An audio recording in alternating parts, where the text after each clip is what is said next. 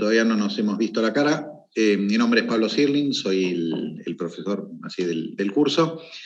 Pedido a aquellos de ustedes que puedan encender cámara, bienvenido sea, va a facilitar la interacción. Quienes no puedan hacerlo, no es obligatorio, pero siempre ayuda si alguien puede, algunos pueden prender la cámara para uno sentir que no está hablándole a cuadraditos. Gracias, Tomás. Bien. Esta clase va a ser bastante intensa y sugiero que tomen nota, ¿sí? ¿Por qué? Porque más allá de los textos va a haber cuestiones que tal vez no estén presentes en los textos de soporte. Gracias, Daniel, también. Lo que vamos a tratar en esta clase y en la que viene es sobre las corrientes, llamémoslas neoclásicas, que empiezan a desarrollarse en la posguerra, pero que claramente cobran fuerza en las décadas del 70 y 80, ¿sí? Que tuvieron muchos desarrollos teóricos y que en el plano político tuvieron su máxima manifestación en lo que se dio a conocer como el Consenso de Washington.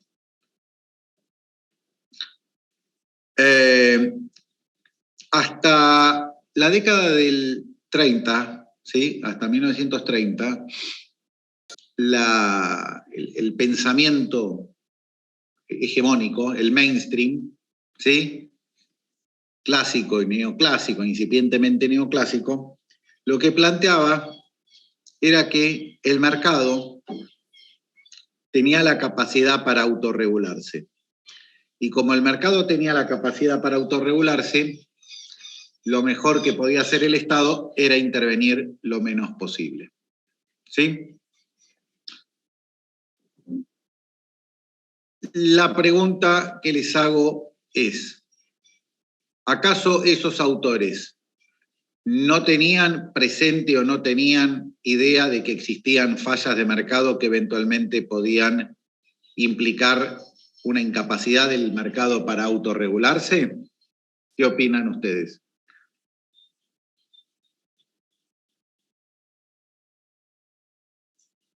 Me parece que sí, capaz que las percibían, pero no veían como solución que el Estado pueda, o sea, no creían que el Estado podía solucionarlo, ¿o no? Bueno, es interesante porque en realidad las percibían y eran conscientes de que si había que solucionarlas era vía el Estado, ¿no? Pero en realidad, conociendo o sabiendo que podían existir esas fallas de mercado, ellos hacían abstracción de esas fallas de mercado, porque consideraban que no eran un aspecto suficientemente relevante como para alterar las conclusiones generales de su enfoque. Y la pregunta que les hago ¿es razonable? ¿Es razonable proceder de esa manera? ¿Es razonable decir, bueno, como creo que esto no tiene mayor importancia, hago abstracción de esto y modelizo como si esto no existiera? Y en ese caso, ¿es un procedimiento metodológico válido? En ese caso tenés que analizar si la distorsión que genera el Estado es peor que la falla en sí de mercado. Sí, pero ya vamos a llegar a eso. Ahora la pregunta que estoy haciendo es si el razonamiento de decir, mirá, estoy planteando un modelo con una serie de supuestos. Yo sé que en algunos casos esos supuestos no se cumplen. A eso lo llamo fallas de mercado, ¿no? Entonces, yo sé que existen fallas de mercado, pero creo que no son algo que tenga la relevancia suficiente como para incidir en mis conclusiones generales, entonces hago abstracción de esas fallas y me concentro en todas las conclusiones que genera el modelo. Yo lo que les estoy preguntando es si esa forma de proceder, si esa metodología es razonable o no. Depende de lo que... O sea, depende del investigador, si considera, o sea, justamente, si considera que no son tan representativas, entonces, o sea, no podés englobar todo el mundo. Bueno, está bien, pero iba Francisco por el lado correcto, porque si el investigador considera ¿qué considera el investigador? Que verdaderamente son pequeñas anomalías sin mayor incidencia, está bien. Y de hecho, para que tengan una idea, Karl Marx hace exactamente lo mismo. ¿Sí? Karl Marx está todo el primer tomo de El Capital, haciendo abstracción de la igualación de las tasas de ganancia, de la relación capital, y se concentra en la relación mercantil, en el dinero, etcétera, etcétera, como si lo otro no fuera tan relevante. ¿Por qué? Porque quiere capturar y entender en profundidad un aspecto que considera esencial. Con lo cual, ese razonamiento no está mal.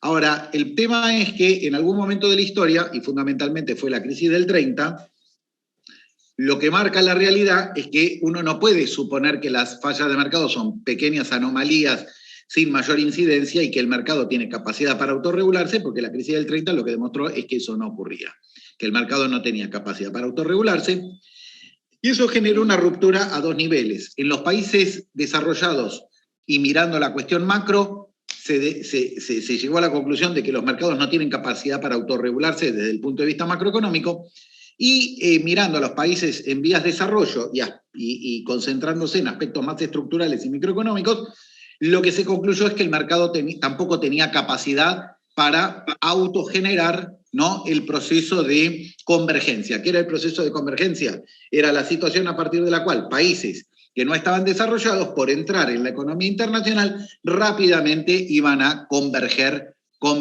hacia un mayor nivel de desarrollo. ¿Sí? Entonces, la década del 30 dice, no, mira, esto no se da. Y ahí aparecen las teorías keynesianas. Las teorías keynesianas, concentrándose en los países desarrollados en el aspecto macroeconómico, y aparecen todas las teorías del desarrollo, CEPAL, etcétera, etcétera, que estuvieron viendo hasta ahora con Federico y con Nicolás, planteando, o sea, mirando a los países en vía de desarrollo y mirando aspectos más estructurales y microeconómicos. ¿Qué venían a decir estas nuevas teorías? Esta teoría le decía, mira, el mercado no se autorregula, y como el mercado no se autorregula, el Estado tiene que intervenir. Ahora, arrancando en la década de 50 y 60, pero cobrando fuerza política en los 70s y 80s, aparece este nuevo pensamiento neoclásico. Entonces la pregunta es, este nuevo pensamiento neoclásico, ¿qué viene a decir? ¿Qué puede venir a decir? Porque no puede volver al mismo punto de partida de los anteriores. Entonces, ¿cuáles van a ser los caballitos de batalla de este pensamiento, de este nuevo pensamiento neoclásico? ¿La ineficiencia del Estado?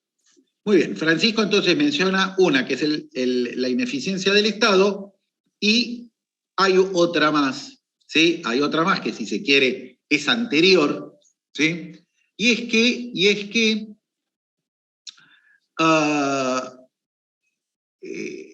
el Estado debe intervenir, pero debe intervenir de manera inteligente.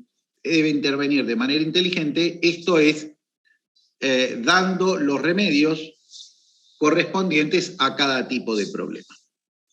Entonces, vamos a empezar a elaborar esta segunda. Son como dos vertientes. Una vertiente normativa, una vertiente positiva. La que mencionó, ahora me lo perdí, Facundo era, no sé quién. Francisco soy yo. Francisco. Eso pasa por no prender la cámara, entonces tengo menos registro, ¿no? Perdón, no tengo cámara, justo. Y bueno, ese es el problema, porque si tuvieras cámara, entonces uno tiene más registro de voz, y después dice, uy, voy a poner una nota de concepto, entonces sabe a quién ponérsela. En cambio así, imagínate que me confundí, yo digo, uy, qué bien que intervino Facundo, y se la pongo a Facundo, y en realidad era Francisco. Bueno, no es que los quiera chantajear para que enciendan la cámara, pero bueno, siempre es bienvenido. Entonces decía, dos enfoques.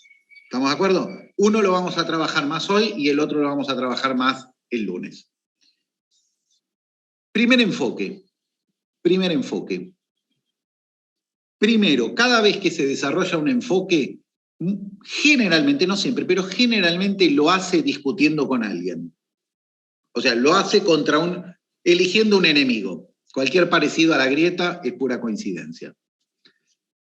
Y el enemigo que eligen este primer enfoque, que es el enfoque normativo, es los policymakers de la sustitución de importaciones. ¿Sí? Es decir, el enfoque normativo neoclásico se va a construir como una réplica, como una crítica al policymaking de la sustitución de importaciones. Este es un primer elemento que ustedes tienen que tener claro, y lo vamos a ir viendo a lo largo del curso, porque en la selección del enemigo y en la identificación del enemigo con ciertas ideas, suele haber ciertos sesgos. Bueno, ya que me vas a intoxicar, mujer. No creo que te vayas a intoxicar, Almudena, no. Más en una clase virtual es medio difícil que te intoxique. Bueno, no sé, se le cruzó el labio. Perdón. No hay problema, pero que nadie te intoxique, por favor, Almudena, porque el lunes hay clase presencial y tenés que llegar por lo menos a ese momento. Bueno, entonces, eligen esto del policy making de la sustitución de importaciones. Y decía que esto tiene sus bemoles, porque si a uno le agarrara a Rosenstein-Rodan, a Nurse, a Hirschman, a cualquiera de esos, uno les podría decir, te estoy criticando a ti, y ellos podrían decir, no, mira, una cosa es el policy making de la sustitución de importaciones y otra cosa es mis ideas. Los policy makers de la sustitución de importaciones pueden estar diciendo algo que tenga que ver con lo mío, pero yo no adhiero al policy making de la sustitución de importaciones, con lo cual tu crítica a ellos no implica necesariamente que lo que yo esté planteando esté mal. Entonces quiero que quede claro que esta vertiente que vamos a desarrollar ahora se desarrolla como una crítica no necesariamente a Rosenstein, Rodan, Nurse, sino al policy making de la sustitución de importaciones. Y al policy making de la sustitución de importaciones lo van a tomar de punto,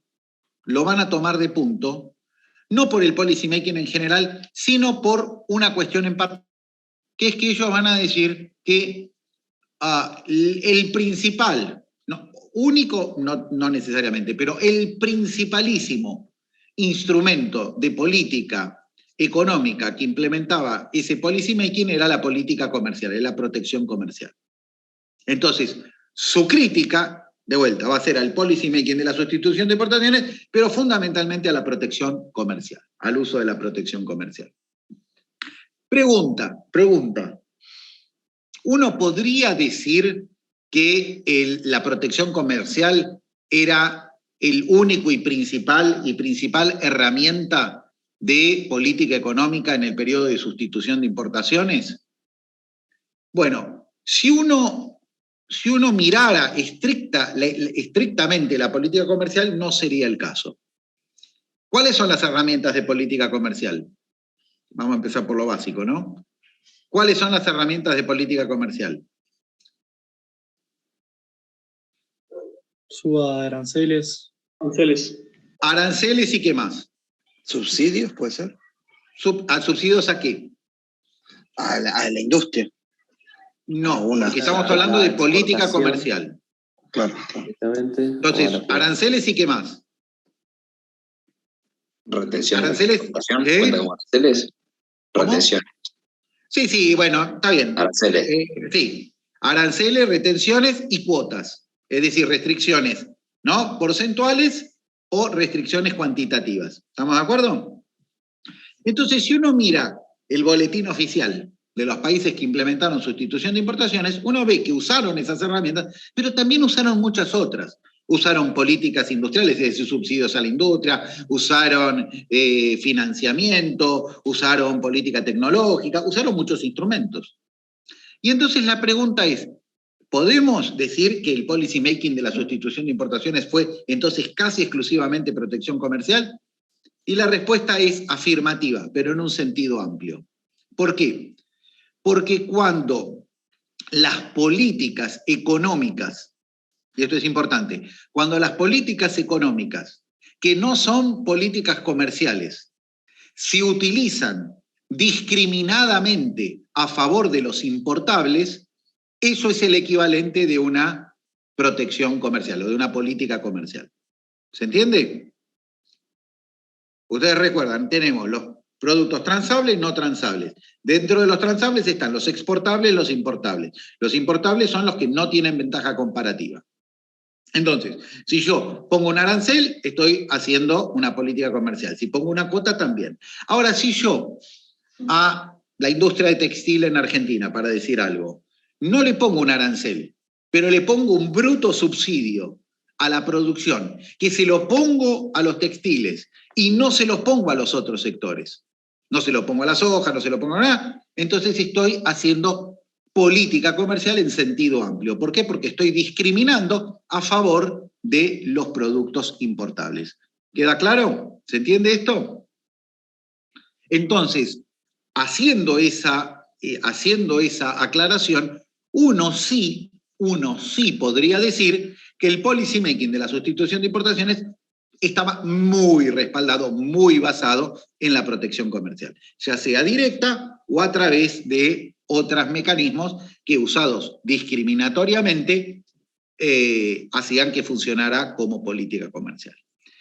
Les pido que, cosa que no vayan entendiendo, pregunten, porque todas estas cuestiones son algunas más complejas que otras y que si no las manejan, después se van a perder. Bien. Bueno, entonces, ¿cuál es la crítica? Ya sabemos que está bien. Le atacan a la policy making de la sustitución de importaciones por utilizar demasiado política comercial. Y eso está bien. ¿Por qué? Y lo que dicen, vamos a hacer como una metáfora. Vamos a hacer una metáfora. Sí. Gladys, ¿querías decir algo? No. Bien. Entonces, básicamente lo que dicen es que la economía sufre distintos tipos de enfermedades, como de la misma manera que los pacientes, la persona, también pueden sufrir distintos tipos de enfermedades. Y entonces ellos dicen, mira, esto es como si el médico te diera para todas las enfermedades siempre el mismo remedio, siendo que además el remedio que te da es el menos indicado para todas las enfermedades que le está llevando. Es decir, que las fallas de mercado que están afectando al desarrollo son distintas, a todas las tratás con política comercial, con protección comercial, y la protección comercial es la menos indicada de las políticas para implementar. Entonces, no estamos hablando todavía de que el Estado es ineficiente o lo que sea. Lo que estamos diciendo es la herramienta que están utilizando no es la adecuada.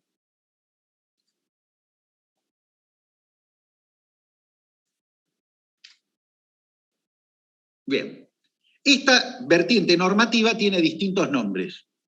Teoría de las políticas óptimas, teoría de las distorsiones domésticas o teoría del segundo mejor. ¿Sí? Y entonces vamos a empezar a desarrollar un poquito esto. Vamos a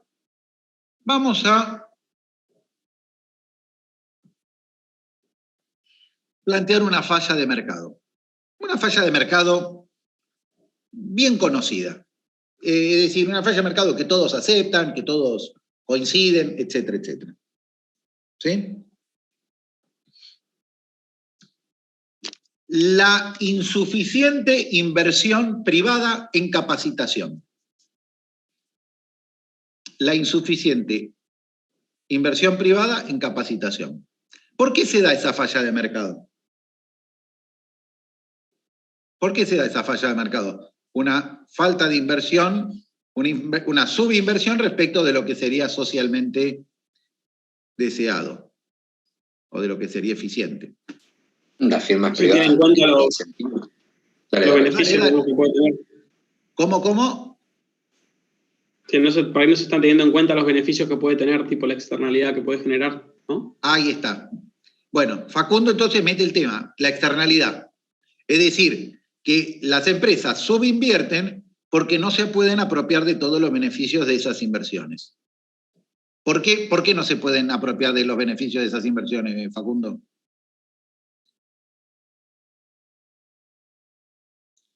No era yo la respuesta, era de Tomás. Ah, era Tomás, bueno, no sé quién. Porque Tomás? no se pueden quedar con el efecto, o sea, no pueden asegurarse que trabajes para ellos. Ahí está, porque no se pueden asegurar que los empleados a los que capacitan después se queden trabajando con ellos, ¿sí? Entonces uno dice, ¿cómo debería atacar este problema? ¿Cómo debería atacar este problema? La solución, y acá aparece un concepto, la solución óptima, ¿no? ¿Qué es la solución óptima? La solución óptima o política óptima es aquella que ataca la falla de mercado allí donde se genera y sin generar problemas adicionales. De hecho, una posible solución, un poco inviable, sería volver al esclavismo, ¿no? Porque si uno volviera al esclavismo y dice, mirá, este es mi esclavo, yo lo capacito, y después, obviamente, me voy a beneficiar de todo lo que haya aprendido, está buenísimo, ¿no? Porque ahí soluciono la externalidad. Pero, digo, pareciera no ser políticamente viable volver al esclavismo, con lo cual eso queda descartado. Entonces, si tenemos una externalidad, ¿cuál es la política óptima?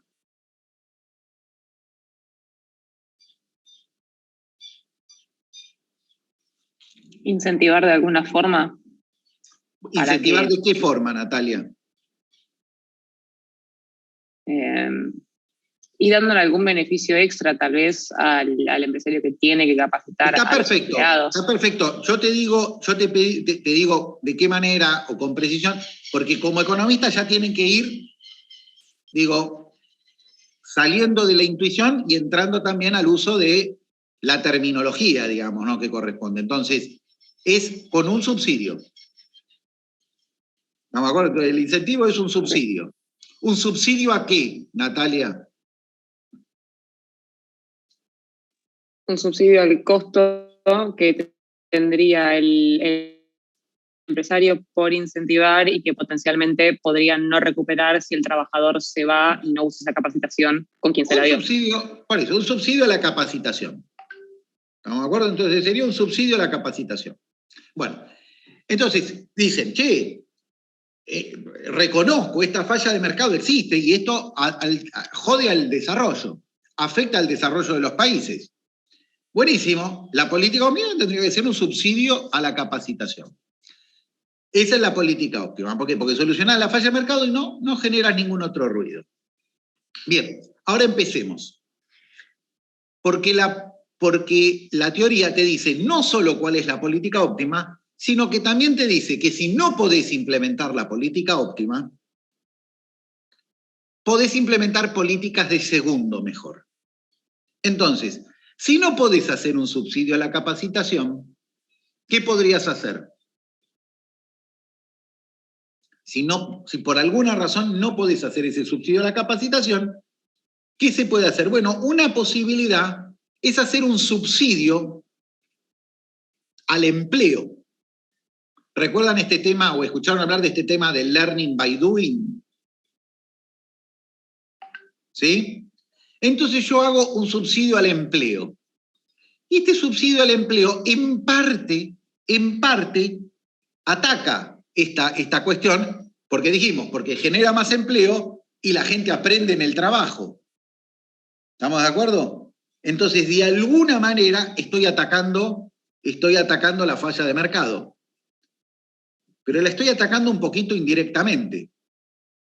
Podríamos refinar, podríamos decir, bueno, que sea un subsidio al empleo, pero en aquellos sectores donde se capacita a la gente o donde hay mayor learning by doing. ¿Estamos de acuerdo? Entonces nos acercaríamos más al óptimo. Entonces, el subsidio al empleo acá es un segundo mejor. ¿Y si no puedo hacer un subsidio al empleo? ¿Qué podría hacer? Si por alguna razón no puedo hacer un subsidio bien direccionado al tema del empleo, ¿qué puedo subsidiar?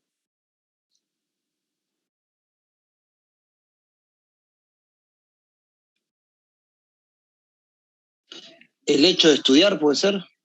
Bueno, no, pero el O sea, subsidio a la capacitación subsidiar- ya lo descartamos de antes. Y dijimos, como no podemos subsidiar la capacitación, subsidiamos el empleo. Como no podemos subsidiar el empleo, nos vamos alejando, porque subsidiar la capacitación, esto que decías vos, es como acercarse al óptimo. Ahora nos estamos alejando, ¿no? Entonces, si no puedo subsidiar el empleo, el siguiente paso podría ser subsidiar a la producción. Un subsidio a la producción.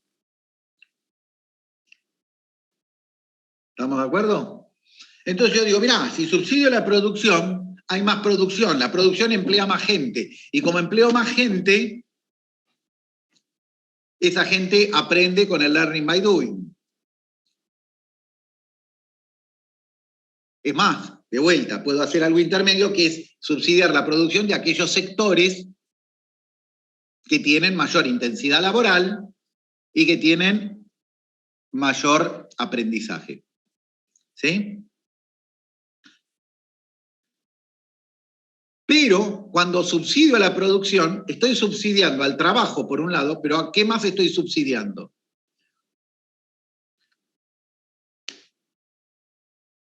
Vamos, vamos muchachos. Subsidio a la producción es un subsidio al trabajo y un subsidio a qué otra cosa.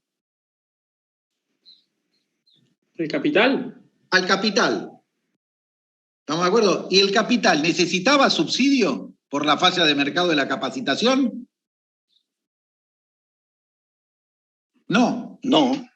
Entonces, al alejarme del óptimo, voy generando lo que se llama distorsiones derivadas.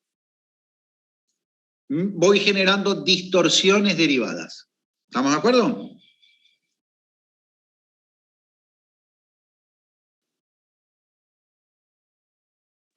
Sí, sí. Bien. ¿Por qué genero distorsiones derivadas? Porque no le pude apuntar justo a la falla de mercado, sino que le apunté más en general. Bien, y si no puedo subsidiar a la producción, perdón, antes de eso, me olvidé una cosa. Y este tema de subsidio al empleo, subsidio a la producción, no es un tema menor. En la historia argentina no es un tema menor. Gran parte de los regímenes de promoción industrial y de los regímenes de promoción regional que tuvo la Argentina durante el periodo sustitutivo y hasta entrados los 80, básicamente que los terminó desmontando en su gran mayoría Cavallo, eran subsidios a la producción.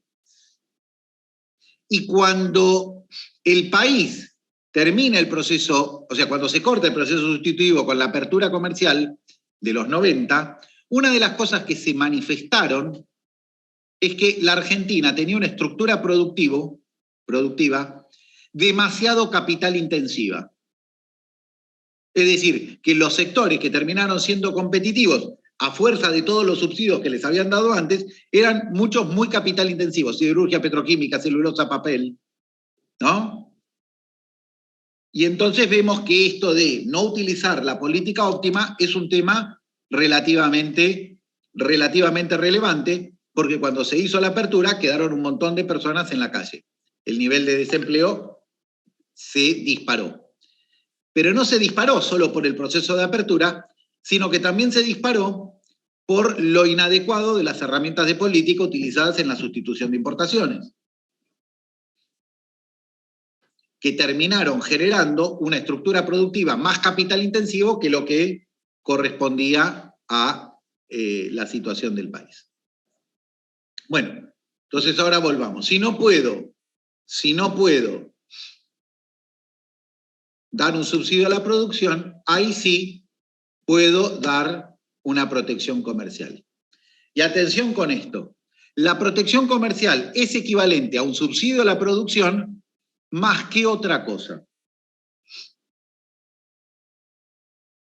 Protección comercial es un subsidio a la producción más algo. Y la pregunta es, ¿más qué?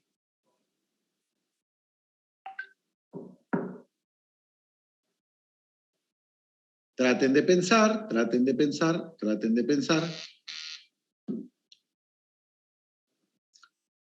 Esto seguramente lo vieron en finanzas, tendrían que haberlo visto en economía internacional, aquellos de ustedes que lo hicieron. De vuelta, la protección comercial es, por un lado, un subsidio a la producción. Pero por otro lado, ¿qué otra cosa es? Alguno que tire una... Arriésguense, tiren algo. Un Está freno a las sacando importaciones. Bueno, Tomás dijo un freno a las importaciones. Bueno, pero eso es casi una tautología, es decir, porque la protección comercial efectivamente, ¿no?, es un freno, digo, ¿no?, en sí mismo es un freno a las importaciones. Yo estoy diciendo a qué equivale. Equivale a un subsidio a la producción más algo más. ¿Quién más iba a decir? María José, o no sé quién más iba a hablar. No, yo dije que, o sea, lo que estás haciendo es disminuir la competencia también. No sé si... Bien, vamos a dejar ese tema picando por unas cuantas clases. Y Okay. Recordá después del primer examen retomar este tema cuando veamos neochumpeterianos. ¿Sí? Bueno. Bueno, básicamente a lo que es equivalente es a un subsidio a la producción más un impuesto al consumo. ¿Todos lo ven o hay alguno que no entiende por qué? No. No, o sea, sería un impuesto al consumo porque el consumidor está pagando algo extra que no debería estar pagando en caso de que lo estuvieran exportando. No, en caso de que no hubiera protección comercial. Si te ponen un arancel, ¿sí?, del 100% a las computadoras, ¿cuánto va a ser el precio de la computadora acá? El doble de caro que en otros lados. Acá dice Cristian, porque lo obligás a pagar más caro un producto nacional. Exactamente, por esa razón. ¿Estamos de acuerdo? Ahora fíjense entonces qué cosa rara. La protección comercial pasa a ser una herramienta que fomenta la producción, pero que penaliza el consumo. Como política, fíjense, porque se habla mucho de protección comercial, ¿no? Fíjense que descompuesta de esa manera, eso es bastante contradictoria. Es bastante contradictoria. Imaginémonos, no sé, bienes de capital. Porque los bienes de capital, la fabricación de bienes de capital, la fabricación de máquina y de tecnología, es uno de los sectores donde hay mayor aprendizaje, más capacitación, más learning by doing y la mar en coche. Ahora, ¿tiene sentido, si yo quiero desarrollar el país, fomentar la producción de eso, pero penalizar el consumo de bienes de capital? ¿Tiene sentido? Es medio loco el tema, ¿no? Está frenando la inversión un poco también, ¿no? O sea, porque está frenando la inversión. Y fíjense, entonces, vienen estos neoclásicos y llaman la atención sobre estas cosas, como, en los cuales hacen planteos como muy fuertes, muy sólidos. ¿Tiene sentido penalizar el consumo de aquello a lo que estás promoviendo la producción? Digo, ¿para qué tipo de producto uno se imaginaría algo así? Para uno que tenga externalidad positiva en la producción y externalidad negativa en el consumo. Las drogas. Uno podría decir, mira, yo como país quiero fomentar la producción, pero exportarlo todo. Entonces penalizo el consumo. ¿No? Pero no creo que ningún policymaker esté pensando en la cocaína, la marihuana o la cosa así cuando desarrolla una estrategia de sustitución de importaciones. Entonces, fíjense cómo esta crítica es muy fuerte. Este enfoque que estamos desarrollando acá, de las distorsiones domésticas, de la política del segundo mejor, es un enfoque tan fuerte, que va a perdurar, incluso después que la teoría neoclásica de que todo este movimiento pase de moda y sea criticado. De hecho, ¿escucharon hablar de Paul Krugman, por ejemplo? ¿Sí? Nueva teoría del crecimiento, nueva teoría del comercio internacional. Todas esas enfoques, todas esas corrientes abrevan en este esquema metodológico y conceptual. Es decir, todos esos enfoques post-consenso de Washington siguen el mismo esquema metodológico que el que plantearon estos autores neoclásicos. Entonces, por eso les estoy comentando que es una crítica muy fuerte, una crítica muy consistente. Cualquier persona que quiera hacer investigación o policy making en temas de desarrollo o no de desarrollo, en policy making en general, este modelo conceptual lo tendría que tener súper claro. Lo tendría que mover a la derecha, a la izquierda, arriba y abajo. Tenga el pensamiento que tenga, sea progre o sea conservador, ¿sí? Deberían manejar este modelo súper bien. Bien.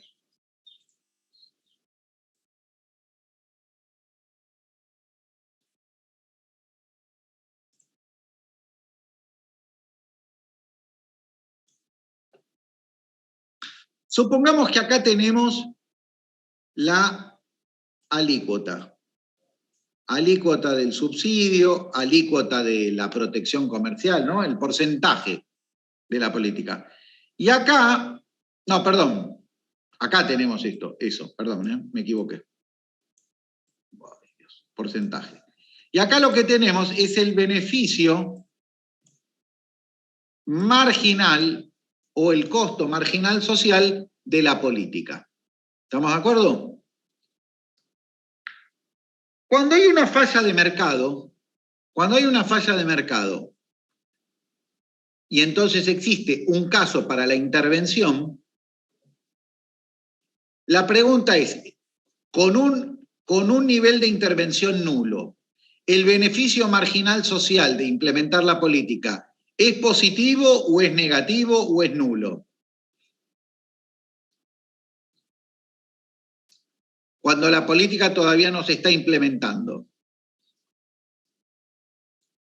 El beneficio social marginal.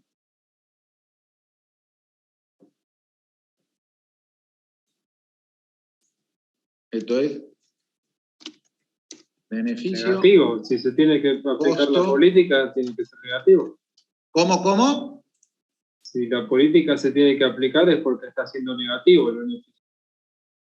No, pero estamos hablando del beneficio costo marginal social de la política.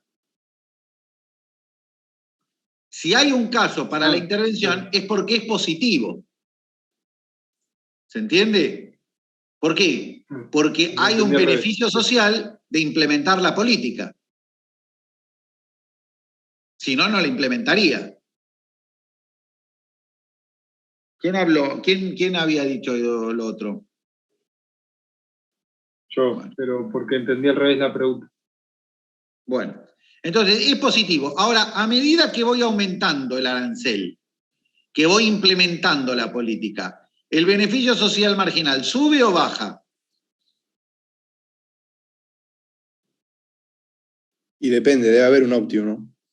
Bueno, baja. ¿Por qué? Porque a medida que voy implementando la política, voy reduciendo la falla de mercado. Y llega un punto donde ya resolví la falla de mercado. Y si sigo hacia adelante, si sigo incrementando la alícuota de subsidio o de lo que sea, empiezo a generar nuevas distorsiones. Me paso de rosca, ¿no? De la misma manera que en la medicina, si a vos te dan el remedio óptimo, el remedio más adecuado, también te lo tienen que dosificar. ¿Se entiende? Es decir, si a vos te dicen, che, mirá, te duele la cabeza, tomate una aspirina, está bueno, tomate una aspirina. Si te tomás 800 aspirinas, pasás a estar más enfermo de lo que estabas antes. ¿Se entiende? Entonces, la curva de beneficio marginal social es decreciente. ¿Y dónde hay que encontrar un equilibrio? Cuando ese beneficio marginal social es igual a ¿qué?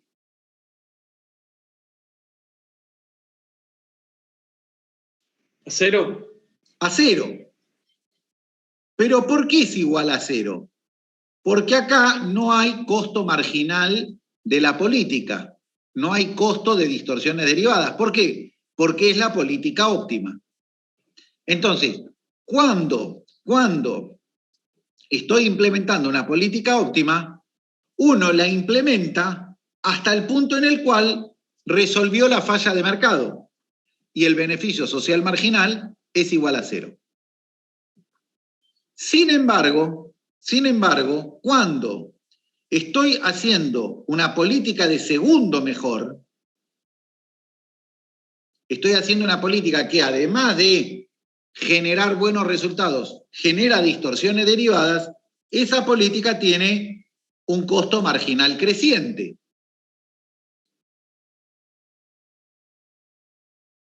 ¿Están de acuerdo? ¿Por qué? Porque al mismo tiempo que estoy resolviendo por un lado, estoy empeorando por el otro. Y entonces lo que dice la teoría es que en ese caso, el punto de equilibrio va a ser con un nivel de intervención menor. No vas a aspirar a resolver completamente la falla de mercado, porque al mismo tiempo que estás atacando la falla de mercado, también estás generando ruido, también estás generando quilombo por otro lado.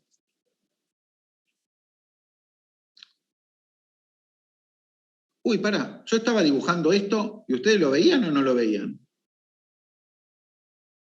¿Estaban viendo lo que dibujaba? Sí, sí. Qué bueno. Sí. Me apareció una cosita que decía ayer y dije, uy, tal vez estaba dibujando y era solo para mí. Bien. Bueno. Entonces, una de las conclusiones de estas herramientas es que si vas a utilizar políticas de segundo mejor, manejalas con más tranquilidad. ¿Sí? Manejalas con menos agresividad, con menos ambición. No esperes a resolver completamente la falla de mercado, porque a medida que vas implementando la política, point está generando quilombos por otro lado. En el eje X están el porcentaje, vamos a escribirlo, porque ahora encontré la forma de escribirlo. Uy, ahora la volví a perder, qué cosa. Estaba acá, pero acá había, hoy lo perdí. Acá está, texto. Entonces acá está el porcentaje de intervención. Subsidio, arancel, etc. ¿Sí? Bien. ¿Vamos? Bueno. Ahora bien, ¿cómo borro esto? Esperemos un segundito. Recién no me acuerdo mucho. En la primera clase siempre me olvido. ¿Cómo se borraba esto? ¿Alguien recuerda cómo borro esto?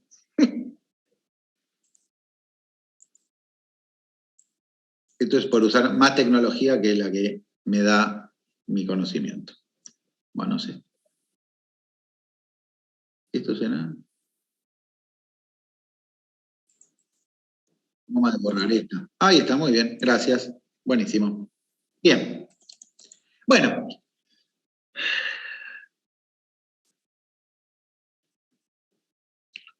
Concepto distorsión derivada.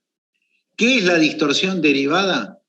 Es una distorsión que se genera en el mercado por no estar usando políticas óptimas. En algunos casos, no en todos, en algunos casos, cuando genero distorsiones derivadas, puedo implementar políticas correctivas de las distorsiones derivadas. Y vamos a poner un ejemplo de vuelta con la medicina. Uno dice, opa, esta persona tiene un tumor, tiene un cáncer. ¿Cuál sería la política óptima? Sin que seamos especialistas. Perdón, seguís mostrando la pantalla, ¿eh? Sí, pero está vacía, está blanco, ¿no? Sí. Perdón, bueno, sí, porque ahora vamos a escribir otra cosa. Entonces, si un paciente viene y dice, tengo un tumor, ¿cuál sería lo ideal? ¿Cuál sería la política óptima? Extirpárselo. ¿Curarlo? Extirpárselo. Extirpárselo. Sacarlo, dice ahí Agustín. Exactamente, extirpárselo. Voy, pum, pum, pum, corto eso y listo, y se acabó a otra cosa. Pero a veces los médicos dicen, a este tumor no lo puedo extirpar. Entonces le van a poner quimioterapia. ¿Sí? Pero la quimioterapia ataca el tumor, pero también genera quilombo, también genera otros problemas. Por ejemplo, genera problemas estomacales, intestinales. Y entonces, si te dan quimioterapia, ¿qué te dan adicionalmente a la quimio?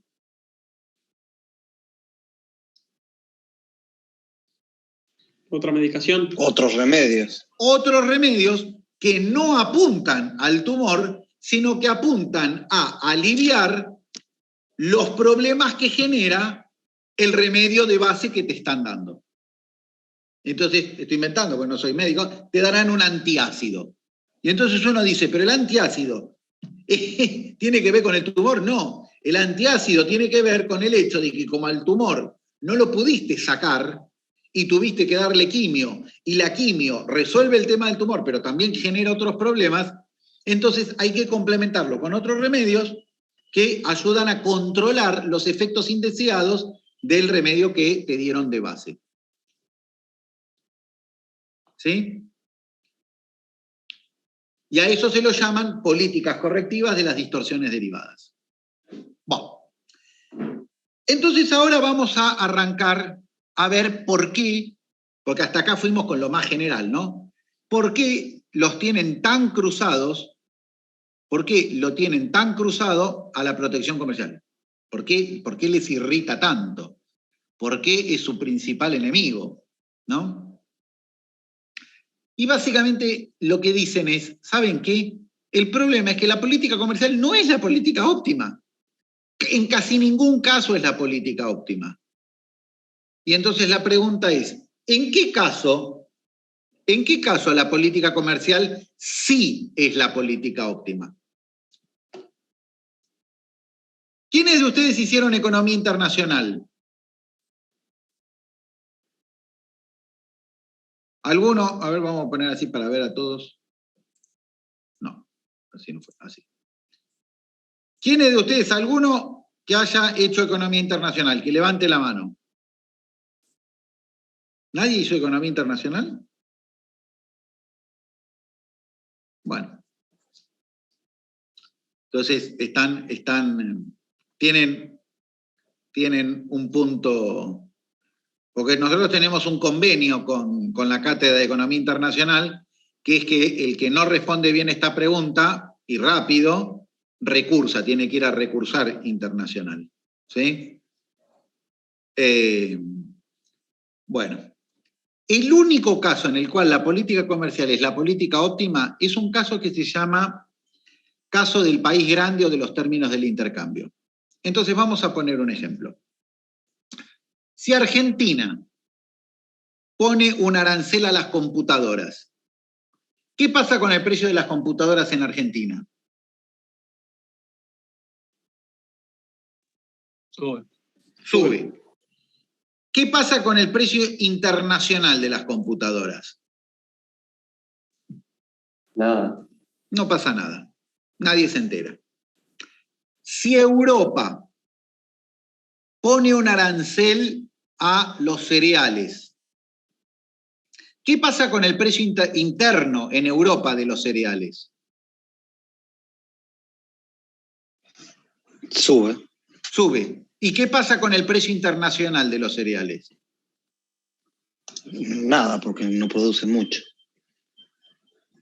No producen mucho, pero consumen mucho. Sí demandan, sube también, debería subir. Entonces baja. Entonces el precio internacional baja. Ah. Esto es muy importante, porque además si no se entiende gran parte de lo que es la economía internacional, el desarrollo económico y todos los quilombos que andan dando vuelta. ¿Sí? Pongo algo más actual. Porque esto puede ser un arancel o a la IMPO o a la Expo, generan cuestiones similares. Cuando Rusia corta el gas, ¿sí? ¿Qué pasa con el precio internacional del gas? o por lo menos el precio en Europa. Sube. ¿Estamos de acuerdo? Bien. Entonces, el caso del país grande es aquel caso en el cual uno dice, yo poniendo un arancel, sí, tengo un efecto indeseado que es el aumento de los precios internos, pero tengo un efecto deseado que es extraerle renta a los otros países. Extraerle renta a los otros países.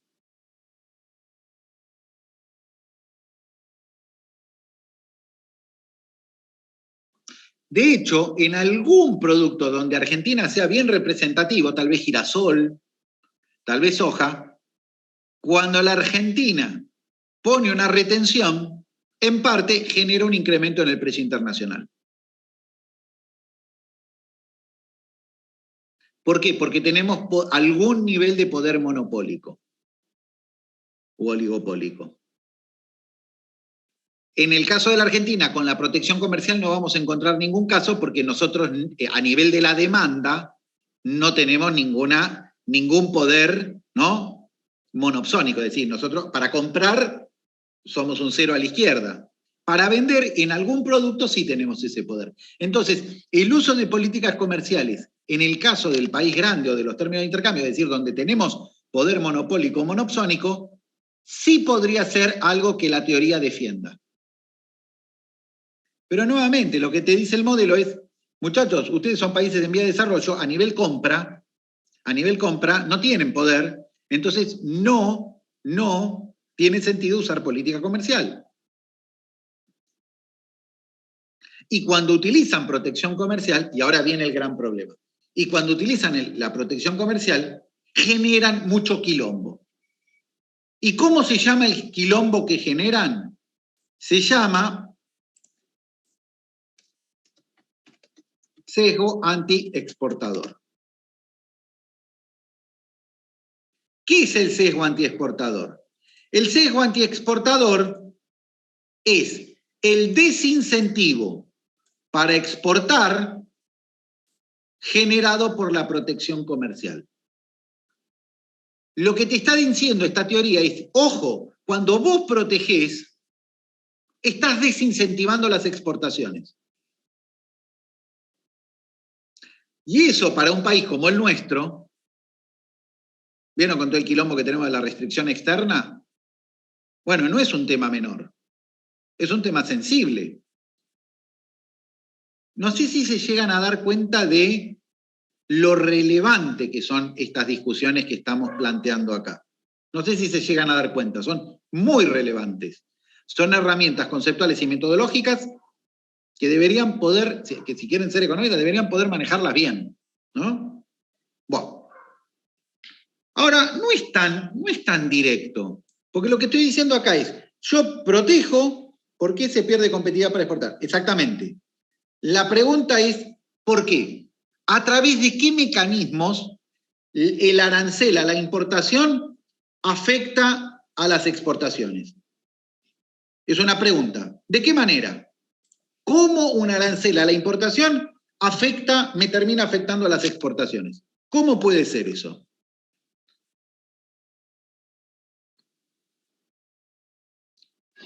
Y porque todos los que utilizan esa importación es más caro, ¿no?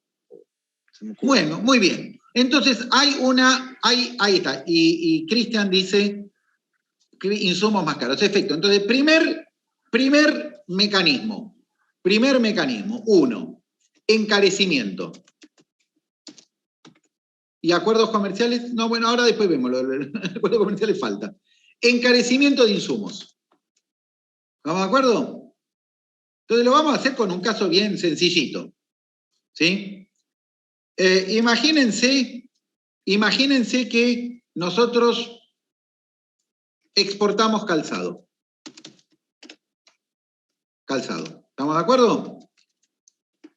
Precio. Uy, esperen que tengo que correr las caritas. Uy, se me metió esta cosa en el medio. ¿Cómo hago para sacarla?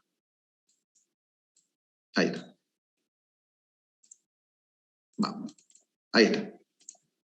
Precio internacional del calzado, 100. ¿Sí?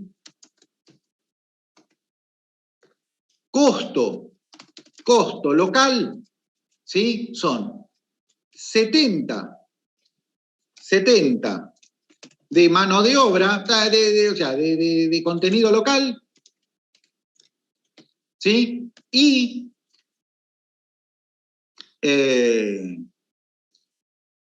no, vamos a hacer así, vamos a poner 90 de contenido local y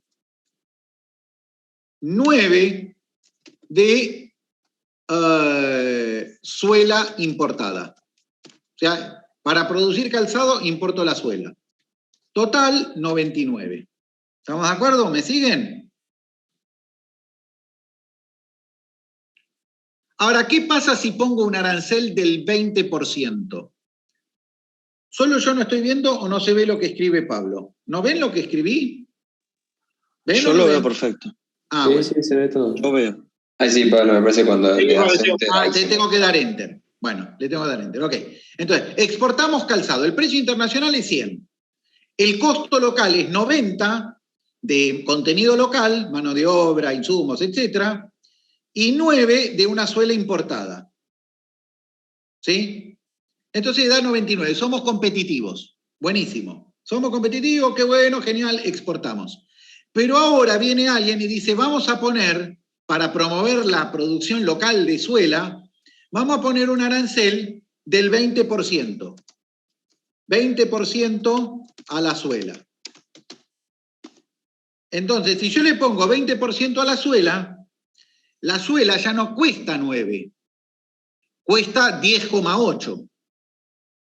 Y 10,8 más 90 es 100,80, y entonces ya no soy competitivo. ¿Estamos de acuerdo? Perdí competitividad, ¿por qué? Porque el arancel incrementó el costo de mis insumos y quedé fuera de mercado. ¿Estamos de acuerdo? Bien. Este tipo de problema tiene la posibilidad de hacer políticas correctivas. Las políticas correctivas, esperen que lo escribo y ahora lo explico, son drawback y admisión temporaria. ¿Ok? ¿Qué son estas políticas correctivas de las distorsiones derivadas? Recuerdan, era el remedio que... ¿sí?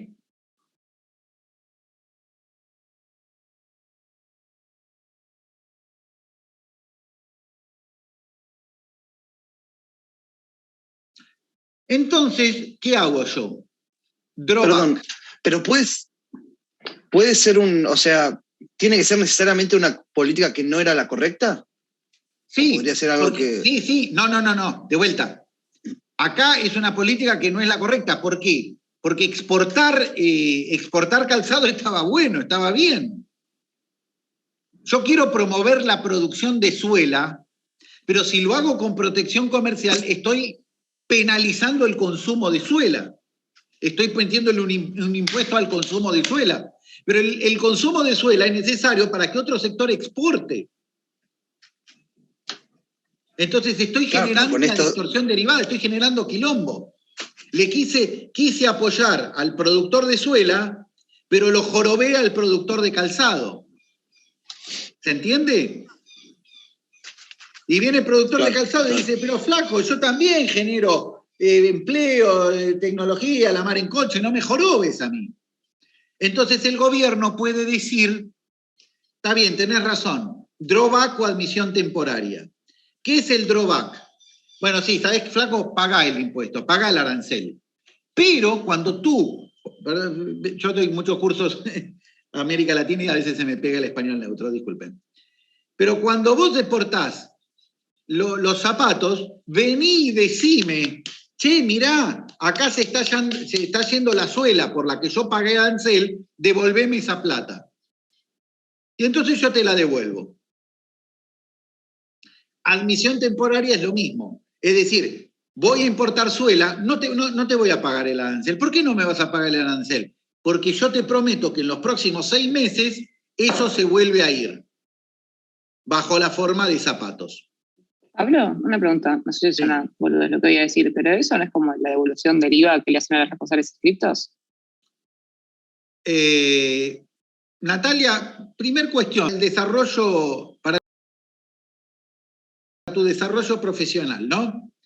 Imagínate que, no sé, que tenés una reunión con un ministro de Economía, o tenés la reunión con el presidente de la empresa, vaya a saber, ¿no?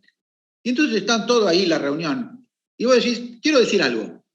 Tal vez lo que digo es una pelotudez. No hace mucho, o sea, no va muy en línea con el éxito de tu intervención, ¿viste? Introducirlo de esa manera, ¿no? Entonces, tenete un poquito más de confianza. Bueno, Meter la pata la podés meter igual, pero digo, no te tires al bombo de entrada. Hay que ir como un poquito como más, con más, ¿no? Seguridad. Entonces vos decís la devolución del IVA. Claro, que no es la devolución del IVA. El IVA, ¿por qué ingresos brutos es distorsivo y el IVA no? Ingresos brutos es distorsivo porque para cada etapa te va agregando un impuesto que no se puede deducir. Entonces, cuanto más etapas tenés, más se te encarece. Y Adam Smith no decía, che, dividamos el trabajo, hagamos división del trabajo para ser más productivo. Entonces tenés a Adam Smith diciéndote, vamos por la división del trabajo, e ingresos brutos diciéndote, ¿sabes qué? A cada etapa yo, pum, le pego. Terriblemente distorsivo. El IVA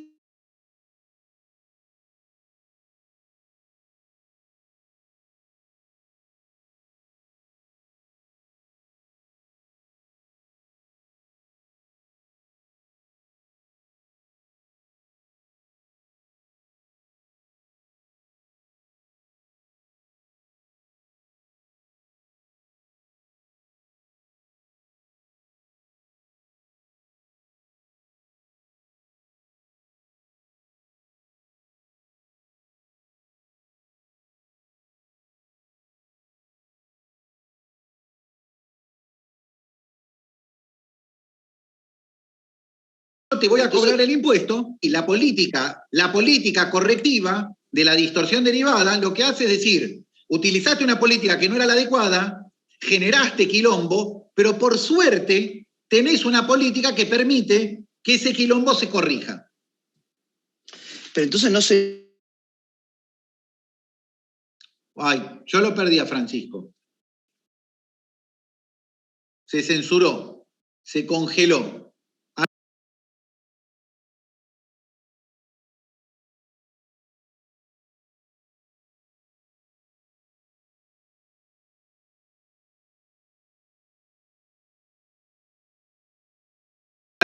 Alguien lo censuró. Existe la posibilidad de implementar esta segunda política. Ahora, ojo, Francisco, cada vez que metés mano, estás generando costos burocráticos, posibilidad de corrupción, bueno, todas cosas que todavía no estamos viendo, que vamos a ver después. ¿Se entiende? Porque, digo, Claro. Si hicieras la política óptima, presentás un papel. No, ahora no, tenés que presentar un papel para una cosa, otro papel para la otra. Te estás sumando quilombo. Bien, sigamos. Ese es el primer camino. Vamos con el segundo camino, a partir del cual se genera sesgo antiexportador. Segundo, el primero era encarecimiento de los insumos. El segundo es incentivo a vender adentro.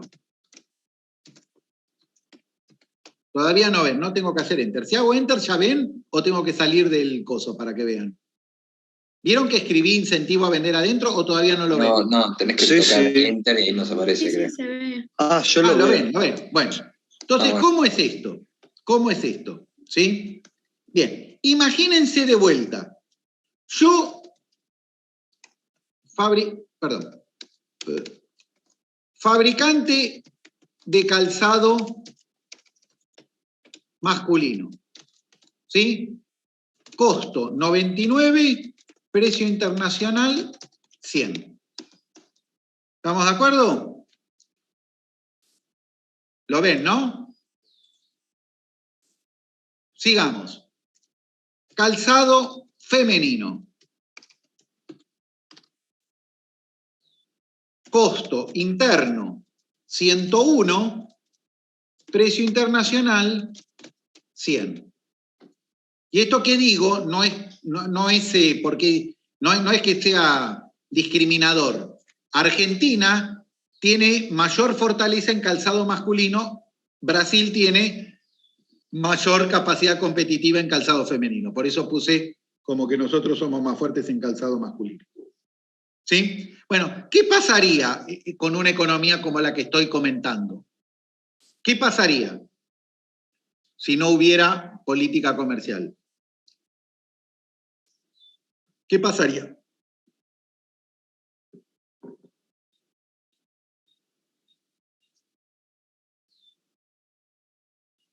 Nadie me compraría, en principio. Pero nadie te compraría ¿qué cosa? Exporto masculino y importo femenino. Exactamente. Che, Agustín, si no tenés micrófono, porque estaría buenísimo que hables, si podés, digamos, ¿no? Está buenísimo. Entonces, exportás masculino, importás femenino. Sencillito, ¿estamos de acuerdo? ¿Lo ven todos? ¿Alguno no lo ve?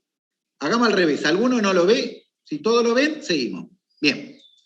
Ahora pongo arancel del 10% al calzado. Pongo un arancel del 10% a todo el calzado. ¿A cuánto se va el precio interno de ambos calzados? Ah, ok, no hay problema, Agustín.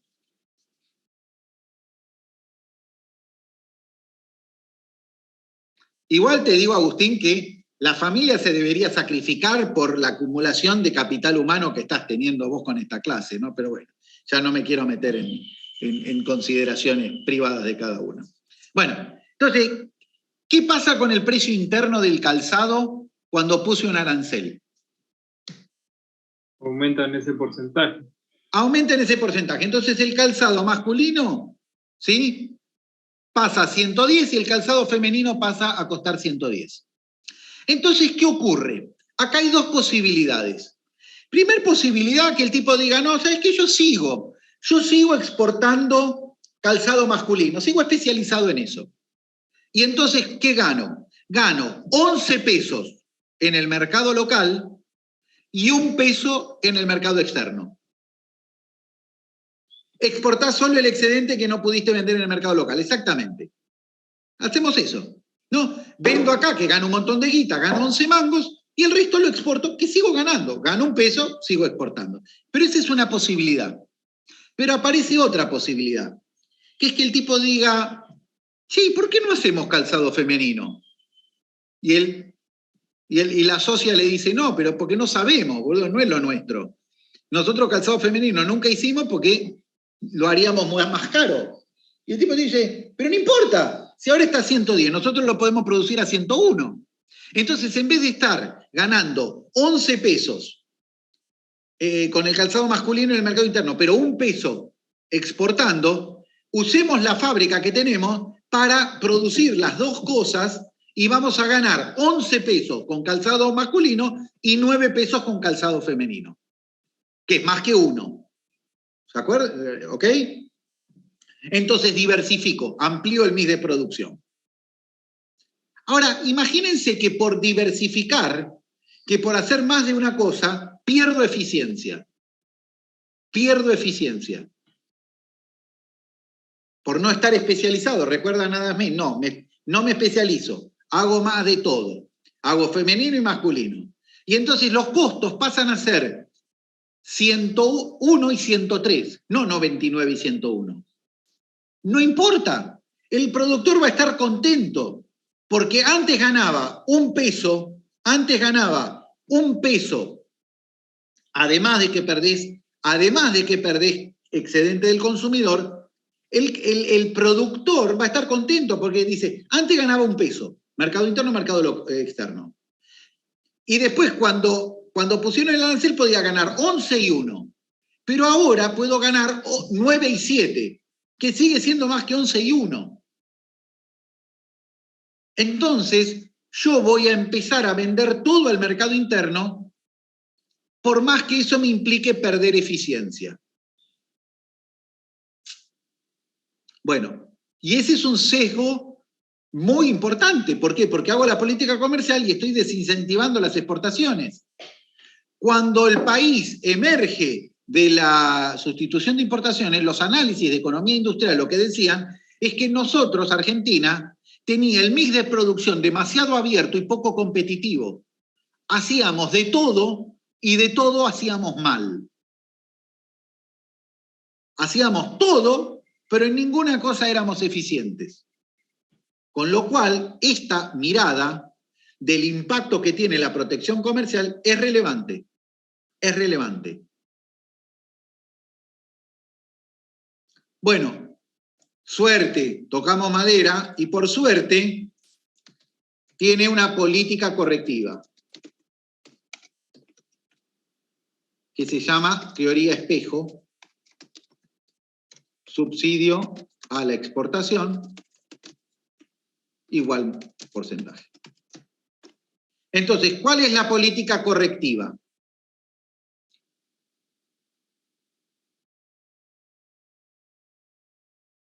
¿Así? ¿Ahora sí ven?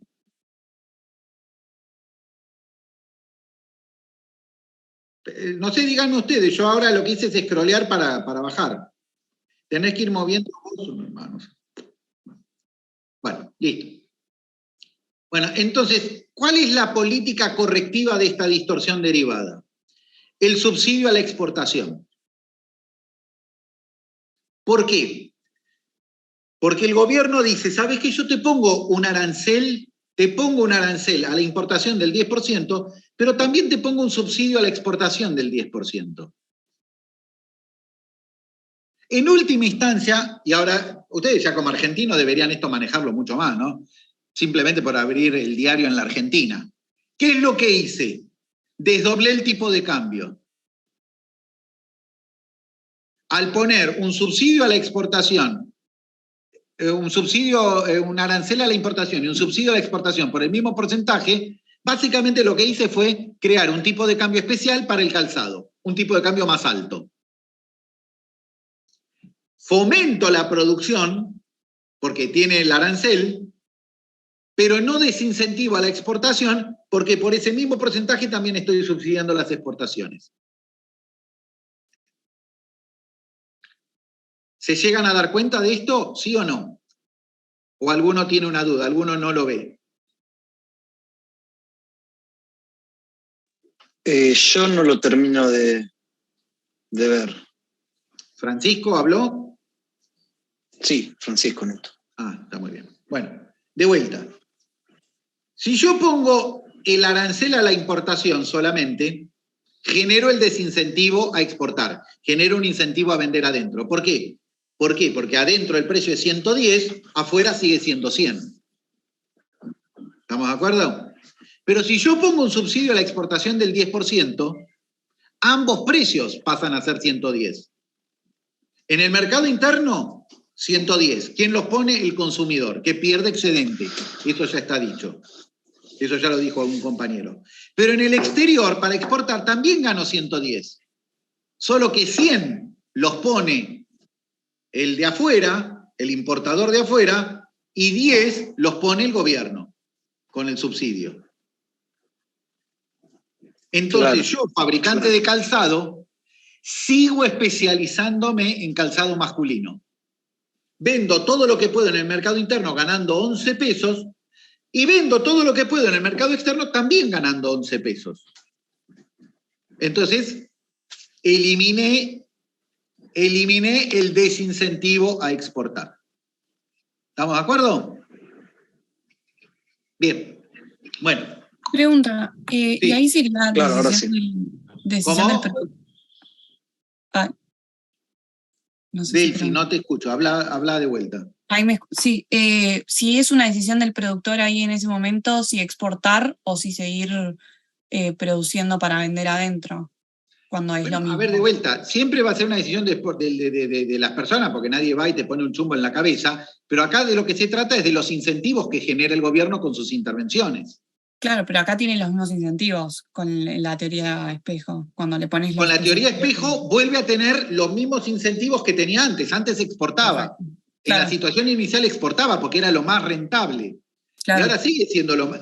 Volviste a lograr que sea lo más rentable, que no sea rentable producir ineficientemente para el mercado interno. Y además, o sea, vos, bueno, claro, es correctiva porque al principio vos habías puesto el arancel para solucionar el problema de también... Para fomentar la producción de calzado. Claro, claro, perfecto. Perfecto. Y no era la política óptima. ¿Por qué? Porque la política óptima, si vos querés producir más calzado, subsidialo. Perfecto, sí, sí, sí. No le pongas protección comercial, porque vos lo que estás haciendo, además, es poniendo un impuesto al consumo. Estás fomentando la producción de calzado, pero desincentivando el consumo de calzado.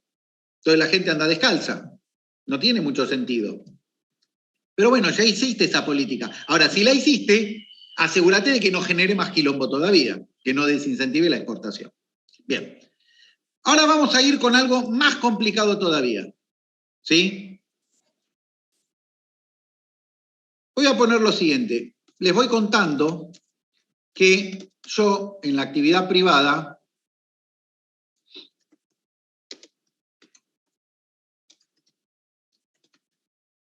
me dedico a hacer software de capacitación. ¿Sí?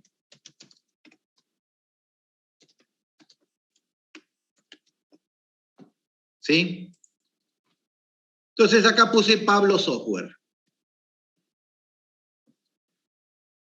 Y entonces, y además yo trato de vender afuera, digamos, ¿no? De exportar y bueno. Y acá puse un listado de sectores. Acá puse un listado de sectores por orden decreciente de eficiencia relativa, ¿no? Yo digo, bueno, ¿qué? Uy, ¿alguien me lo borró? ¿Qué pasó? Ah, no, ahí está, me lo corrieron, listo. Entonces, yo digo, ¿cuál es el sector más productivo, más eficiente, que tiene más ventaja comparativa en Argentina? La soja, ¿no?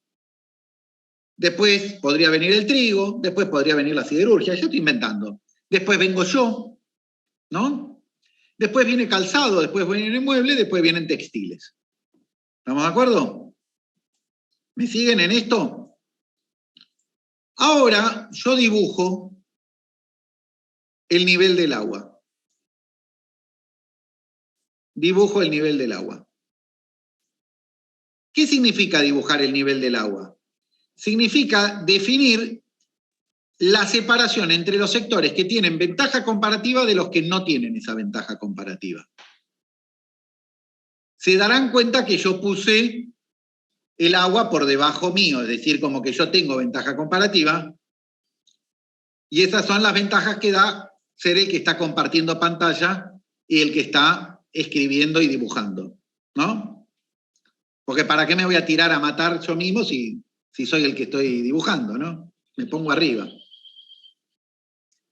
¿Cuál es mi principal competidor? Los desafío. ¿Cuál creen que es el principal competidor de Pablo, desarrollador de software para capacitación?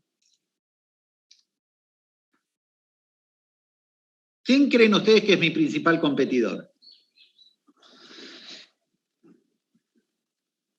Y calzado va a querer ser eficiente, o sea, no sé a qué se refiere.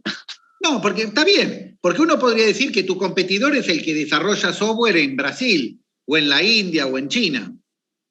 Y en parte es verdad, pero no es la más importante, no es la parte más importante, porque mis competidores son los otros sectores.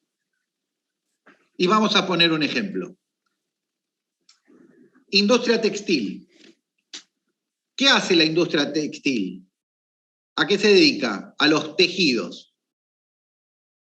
Industria textil dice, vamos a armar una asociación para promover nuestro sector. ¿Cómo la vamos a llamar a esa asociación? A ver, ¿quién sabe el nombre? Poco diario hay acá, ¿eh? ¿Cómo se llama esa asociación? Proteger. ¿Eh? Proteger. Proteger. Proteger. Unos piolas bárbaros, ¿viste? ¿Qué hacemos? Tejemos y le ponemos pro, que promover, proteger, pero que además es proteger. ¿Sí? Está buenísimo. Gerente. histórico de Proteger es actual secretario de Industria. No sé si, perdón, me recuerdo. Bueno, era hasta que asumió de Mendiguren era el secretario de Industria. Ahora no sé si sigue o no sigue, no sé. Pero era el histórico, ¿no? Y a ese que era el gerente general de Proteger, lo pusieron de secretario de Industria. Ahora, entonces, ¿qué hace Textiles? Textiles va y le dice al ministro, ministro, yo quiero protección comercial. ¿Y por qué quieres protección? Y porque yo fomento el empleo, porque las economías regionales, y porque esto, y porque lo otro. Bueno, está bien, te doy protección comercial.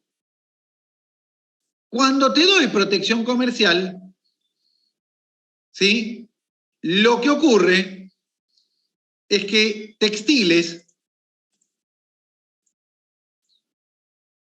pasa a estar arriba. Pasa a estar arriba porque recibieron esa ayuda. Y Pablo pasó a estar abajo. ¿Cómo fue eso? ¿Cómo se dio eso? Pero ¿por qué, ¿Cómo se dio esa Pablo? situación? ¿Por qué te viste afectado por el Porque hecho que es la pregunta. O sea, si vos no... Es la pregunta. Lo que les estoy preguntando. ¿Por qué el hecho de que Textil suba es como si estuvieran a flote? ¿Vieron? Eso cuando hay uno que se está ahogando, y va otro a salvarlo y lo que hace es agarrarlo del hombro y para salir a respirar lo hunde al otro. ¿Por qué? ¿Cómo ocurre eso? ¿Porque implicó que a vos te saquen otro subsidio o algo así? No me sacaron ningún subsidio. Bueno, este es menos intuitivo, ¿eh? Esto no es tan intuitivo como el aumento de costo. Bueno, ¿qué pasa? Si yo importaba textiles y ahora pongo un arancel muy fuerte a los textiles, ¿se va a importar más o menos? Menos. Menos. ¿Qué pasa con la demanda de dólares?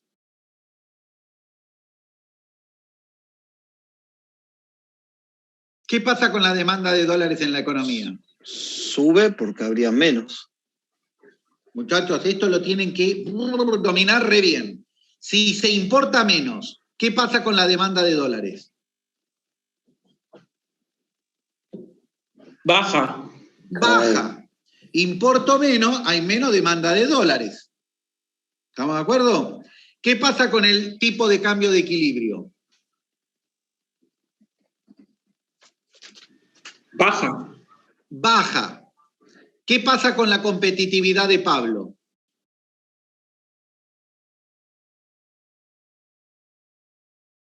Baja. ¿Sí o no? Sí. ¿Todos lo ven? Entonces, la movida de textiles para poder producir para el mercado interno me quita competitividad a mí por la revaluación del tipo de cambio de equilibrio.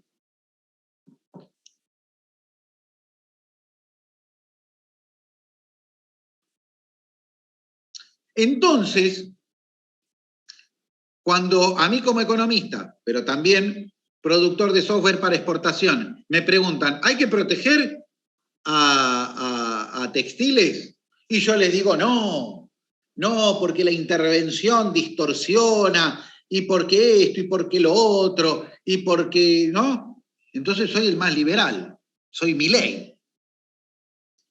Ahora, ¿qué opinan ustedes? Yo, ¿estoy a favor o en contra de las retenciones a la soja?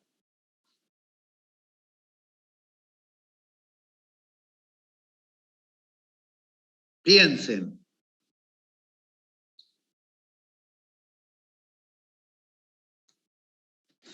¿Estarías en este ejemplo a favor? A favor de las retenciones a la soja. Estoy recontra a favor de las... Entonces ahí no soy Milei, ahí soy el más zurdo que puede existir. ¿Por qué? Porque si se liberara las retenciones a la soja ya está arriba, pero se iría más arriba todavía. Y al irse más arriba todavía, al exportar más, ¿qué pasa con el tipo de cambio? Baja. ¿Se entiende? Y de vuelta pierdo competitividad. Estoy a favor del oleoducto o gasoducto Néstor Kirchner. ¿Qué opinan? Sí. No, estoy en contra. ¿Por qué? Porque si anda el gasoducto y hay que importar menos energía, hay que importar menos gas, va a haber menos demanda de dólares, el tipo de cambio va a bajar.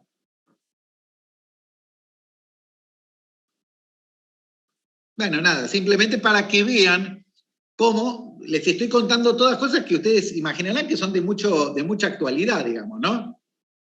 Bueno, así se ven los sectores. Los sectores no compiten solamente con el mismo tipo del mismo sector en otro país. Compite con los otros sectores para ver quién tiene ventaja comparativa y quién no. Y el mecanismo de ajuste es el tipo de cambio de equilibrio. Y mala noticia.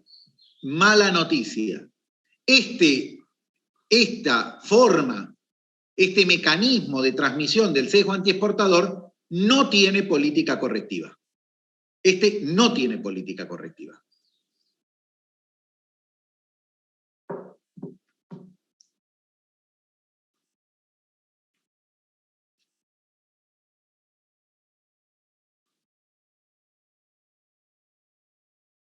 Entonces, la protección comercial genera desincentivo a exportar por 3 mecanismos, 2 de los cuales los podés tratar de atajar.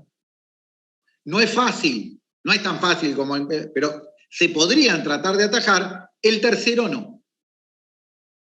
El tercero no.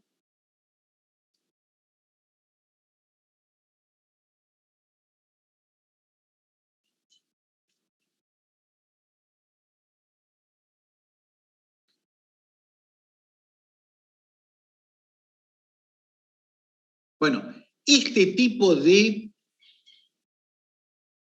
razonamientos es fundamental que ustedes los dominen. Si les interesa el tema de la economía, ¿no? Digo, si están haciendo la carrera simplemente para pegar el título en la pared, no hace falta, pero si a ustedes les interesa la economía, la discusión económica, el policy making, el desarrollo económico, etcétera, etcétera, esto lo tienen que manejar, pero de taquito, para el derecho, para la izquierda, para arriba, para abajo.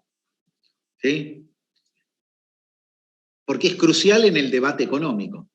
Es súper crucial en el debate económico. Entonces, los neoclásicos están en contra de la protección comercial en gran medida porque eso desincentiva las exportaciones. Y un país que exporta menos tiene restricción externa y además no puede avanzar en la división del trabajo. Que el clásico más grande, que era Adam Smith, decía, esa es la clave de la eficiencia y el crecimiento, el desarrollo y la mar en coche.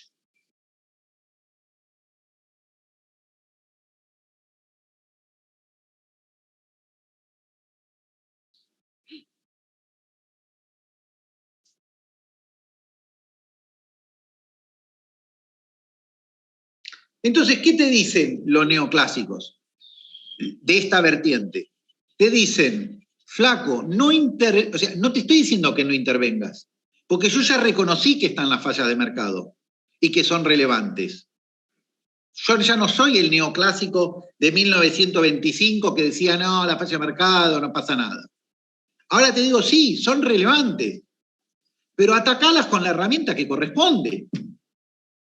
No utilices herramientas que arman más quilombo que lo que mejoran. Porque además, si no, entre los quilombos que tenés, vas a tener una restricción externa de por vida. Porque desincentiva las exportaciones. Usa políticas óptimas o usa políticas más óptimas. Estos debates siempre fueron relevantes y recuerdo uno. En 1995 era el año de la reelección de Menem, ¿no? Era el año de la elección, ¿no?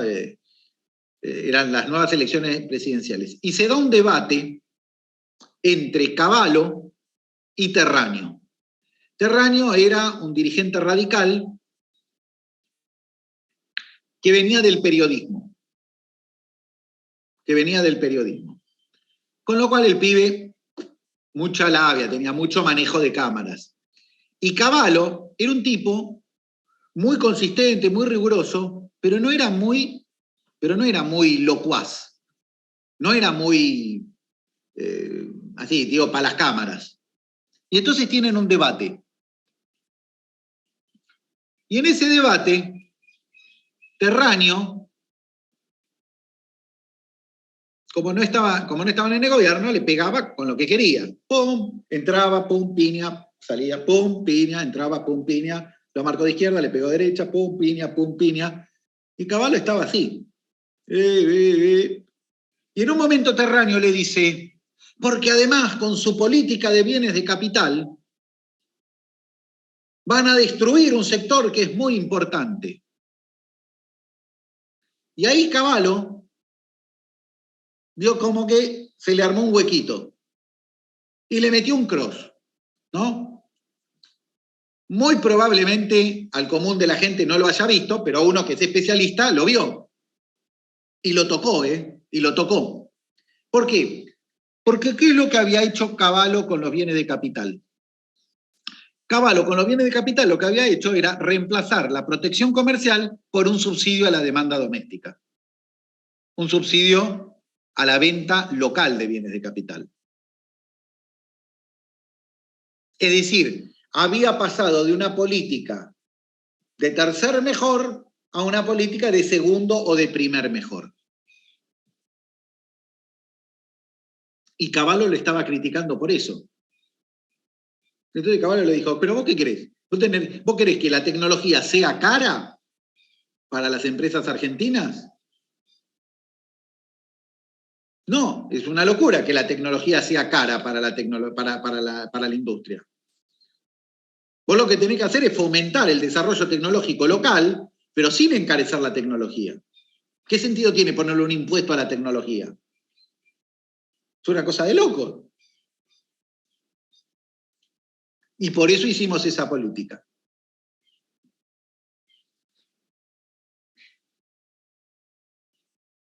Bien. ¿Estaba buena la política de bienes de capital de Cavallo? En realidad no. Por muchas razones, pero que no eran las que había planteado Terráneo. ¿Por qué? Porque esta teoría tiene una serie de supuestos. Y cuando esos supuestos no se cumplen, hay que mirar un poquito más. Hay que mirar un poquito más en profundidad. Primero había un pequeño engañapichanga. Es decir, la protección comercial de los bienes de capital era una protección comercial más lo que llamaban tasa de estadística, que era una protección adicional que en ese momento era del 10%. Y lo que él hizo fue sacar toda la protección, incluyendo la tasa de estadística, pero dar un subsidio solo por el monto del arancel. Con lo cual daba menos de lo que sacaba. Primer puntito.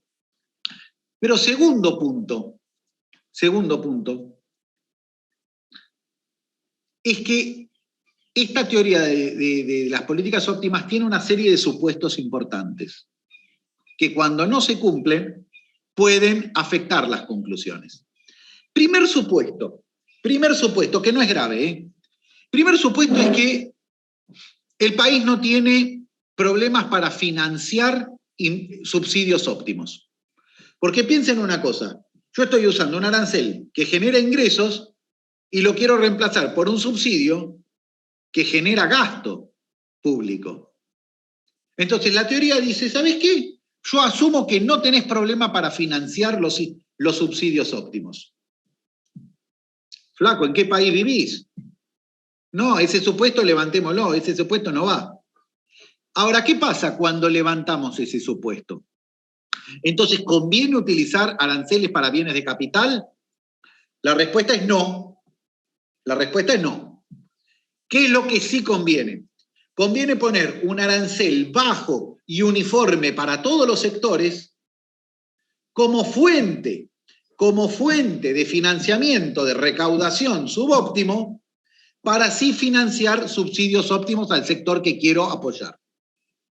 Entonces, el supuesto de que, el levantamiento del supuesto de que puedo financiar sin problemas los subsidios óptimos no afecta el orden de optimalidad. No afecta el orden de optimalidad. Pero hay otro supuesto que ese sí era crítico.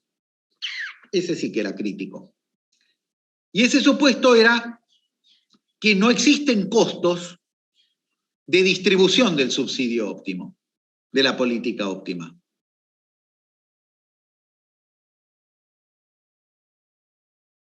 Y acá sí había una diferencia. ¿Por qué? Porque un arancel es administrativamente muy poco complejo. ¿Estamos de acuerdo? Un arancel identifica al beneficiario de manera automática. Nadie se tiene que registrar, nadie tiene que presentar ningún papel, nadie tiene que aprobar nada. ¡Pum! Pongo el arancel, sube el precio doméstico, el subsidio ya está otorgado. Y está otorgado a los que lo quieran utilizar. Me da lo mismo. ¡Pum! Listo, chau. Ahora, si yo quiero cambiar el arancel por un subsidio, por darle plata a alguien, y ahí se complica. Porque ahí tengo que identificar a quién se lo voy a dar. Tengo que controlarlo, ¿no? Y empezaban a aparecer algunas cosas raras. ¿Por qué? Porque decían, yo te doy el subsidio, pero quiero que este subsidio se lo traduzcas, se lo transmitas al cliente. Entonces no quiero que aumente los precios. Previaje, al que le suenen los oídos del previaje, ¿no? Y entonces, ¿qué hacían? ¿Qué hacían los fabricantes de bienes de capital para poder incrementar los precios? Decían, no, flaco, este bien de capital que quiero vender ahora, lo vendo más caro porque no es el mismo que el otro. ¿Se entiende? No es lo mismo que el otro.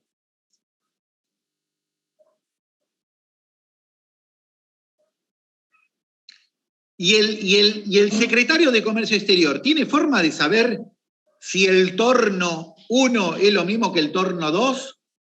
No, no tiene. Y entonces, ¿qué le decía? INTI, Instituto Nacional de Tecnología Industrial, vení, INTI, necesito que me ayudes. Un segundito que tengo que hacer que el perro no coma la basura. ¡Shaggy!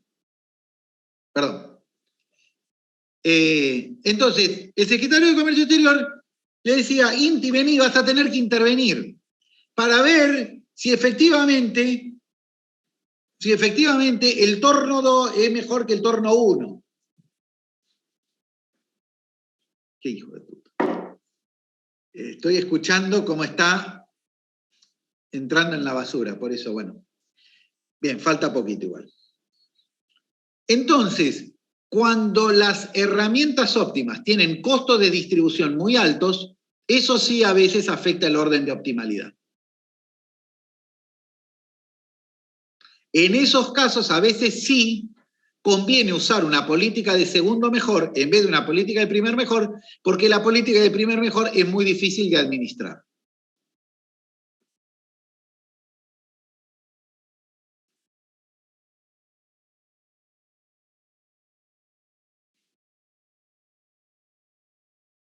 Y no es que lo vaya a favorecer esto, ¿eh?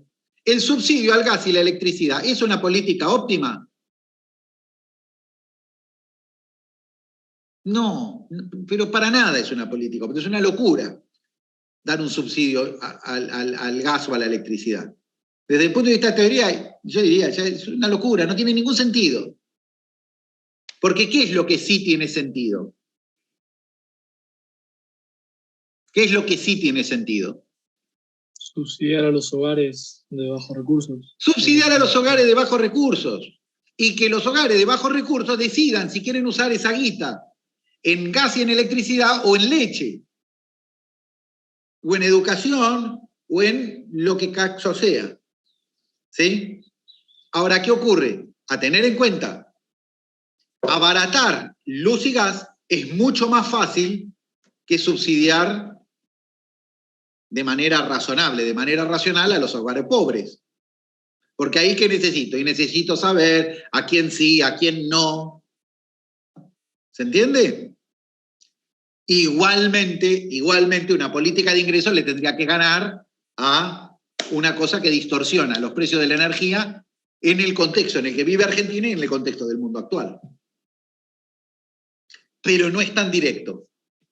Y los que te proponen, no, esto habría que hacer, reemplazarlo por un subsidio, por una política social directa, un subsidio a los hogares, lo que tienen que demostrar es que va a ser factible desarrollar esa política con costos de distribución razonables.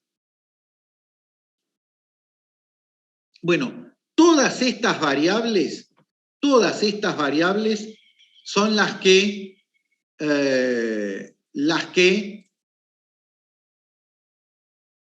traen a la luz esta nueva teoría. Esta nueva teoría es muy power, muy potente. Y como es tan potente, primero fue un lindo golpe al policy making de la sustitución de importaciones, pero en segundo lugar fue tan potente que sobrevivió a los neoclásicos. Y que después vinieron otras teorías, nueva teoría de comercio internacional, nueva teoría del crecimiento, y siguieron utilizando este enfoque conceptual y metodológico para otras cosas, para otros análisis que ya no eran solamente pegarle al policy making de la sustitución de importaciones. Bien. Pero esta metodología, este enfoque muy potente, muy fuerte, desde el punto de vista conceptual y metodológico, políticamente era débil. Políticamente era débil. Para los neoliberales era un enfoque flojito. ¿Por qué?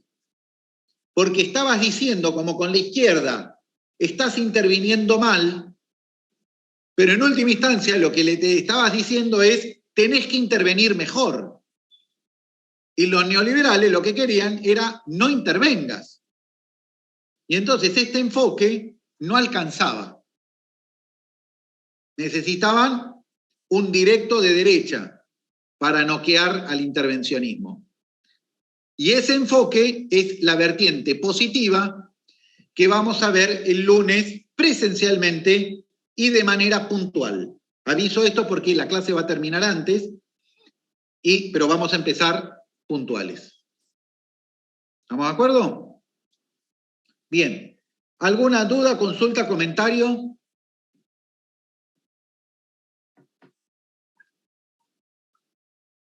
¿No?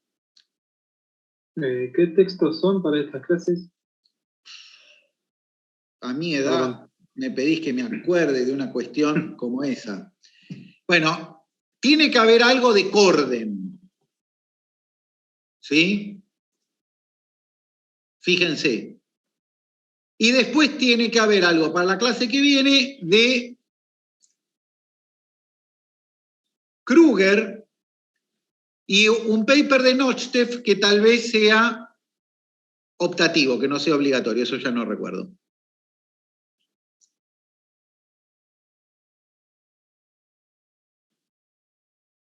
Bueno, chicos, gracias. Para las próximas clases, así tipo virtuales, si pueden poner la cámara mejor.